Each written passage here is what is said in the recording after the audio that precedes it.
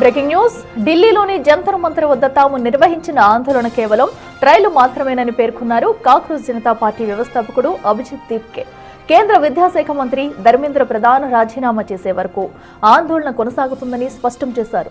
CJP ఆధ్వర్యంలో తొలిసారిగా జరిగిన నిరసనకు పెద్ద ఎత్తున తరలివచ్చిన తల్లిదండ్రులు, వారి పిల్లలు, విద్యార్థులు, నేతలకు ఆయన కృతజ్ఞతలు తెలిపారు. శనివారం నిర్వహించిన ఆందోళనకు వేలాది మంది హాజరై చరిత్ర సృష్టించారని తెలిపారు. ఐక్యంగా ఉంటే బొద్దింకలు ఏమన్నా చేయగలవని జంతర్ మంతర్ వద్ద నిర్వహించిన ఆందోళన ద్వారా ప్రభుత్వానికి ఒక ట్రైలర్ చూపించామన్నారు అభిజిత్ దీప్కే.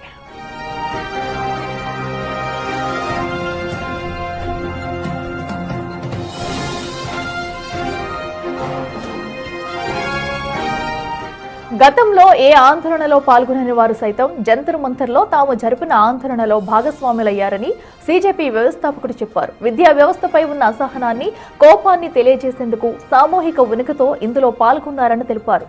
మన గళం వినిపించకపోతే మార్పు సాధ్యం కాదన్నారు. శాంతియుతంగా చేసే ఉద్యమాన్ని ప్రభుత్వం తాకలేదన్నారు. మాలాంటి బొద్దింకలకు వారంటే భయపడాల్సిన అవసరం ఎప్పుడూ లేదన్నారు.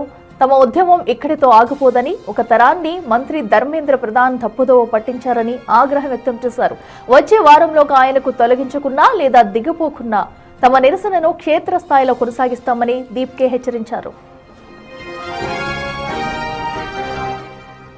कल कहा था कि अगर धर्मेंद्र प्रधान जो हमारे एजुकेशन मिनिस्टर है वो सैटरडे तक रिजाइन नहीं करते हैं तो हमें इस मूवमेंट को बड़ा बनाना पड़ेगा.